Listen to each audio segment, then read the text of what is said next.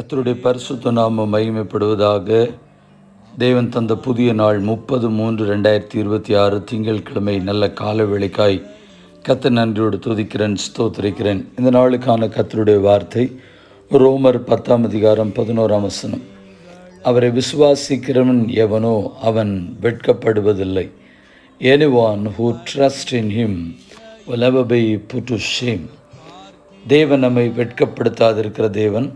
கர்த்தரை விசுவாசிக்கிற தேவ பிள்ளைகளை எல்லா வெட்ககரமான சூழ்நிலைகளுக்கும் கர்த்தருக்கு ஸ்தோத்திரம், வெட்கத்தை பிசாசு உண்டு பண்ண நினைக்கிற காரியங்களுக்கும் நம்மை நீங்களாக்கி தப்புவிக்க வல்லவராய் இருக்கிறார். சில வசனங்களை மாத்திரம் துரிதமாக பார்த்து இந்த நாளை நம்மை கர்த்தருடைய கரத்தில் ஒப்பு கொடுப்போம்.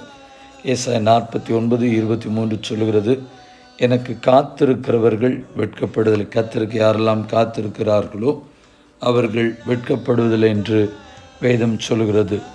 சங்கீதம் 34:5 சொல்கிறது, அவரை நோக்கி பார்த்து பிரகாசம் அடைந்தார்கள், அவர்கள் முகங்கள் வெட்கப்படவில்லை என்று. கர்த்தருக்கு மகிமை உண்டாகட்டும்.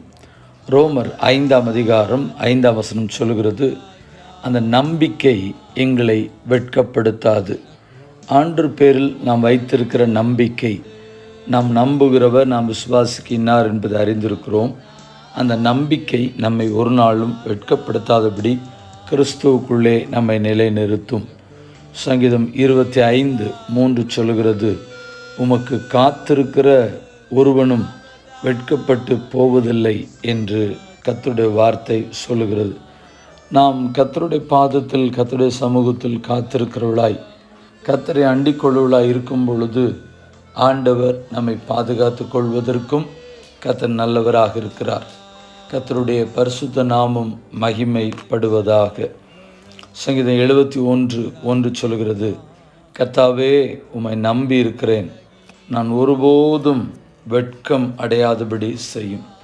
ஆண்டவரை நம்பி இருக்கும் பொழுது, ஆண்டவரை சார்ந்திருக்கும் பொழுது ஆண்டவர் நம்மை எல்லா தீமைகளுக்கும் வெட்கம் உண்டாக்குகிற, நம்மை அவமதிக்கிற, அவமானப்படுத்துகிற எந்த சூழ்நிலைகளும் நம்மை நெருங்காதபடி அடையாதபடியும் கர்த்தர் நம்மை பாதுகாப்பதற்கு நல்லவராக இருக்கிறார்.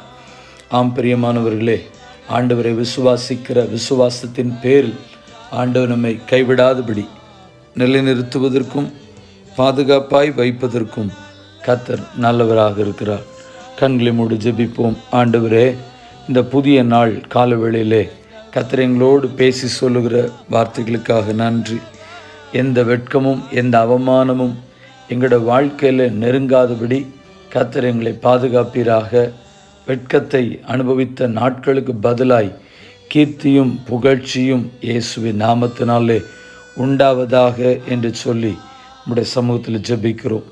ஆண்டவரே, பிசாசு எந்த விதத்திலும் அவமானப்படுத்துகிற வெட்கப்படுத்துகிற சூழ்நிலைகளுக்கு முகாந்திரங்களுக்கு கர்த்தர் அனுபவித்து விடாதபடி கர்த்தர் காக்கும்படியாய் ஜெபித்து, ஆண்டவரே, இந்த ஜெபத்தை என்னோடு இணைந்து செய்கிற ஒவ்வொரு தெய்வ பிள்ளைகளையும் கர்த்தர் காப்பீராக என்று ஜெபத்தை ஏறெடுக்கிறோம்.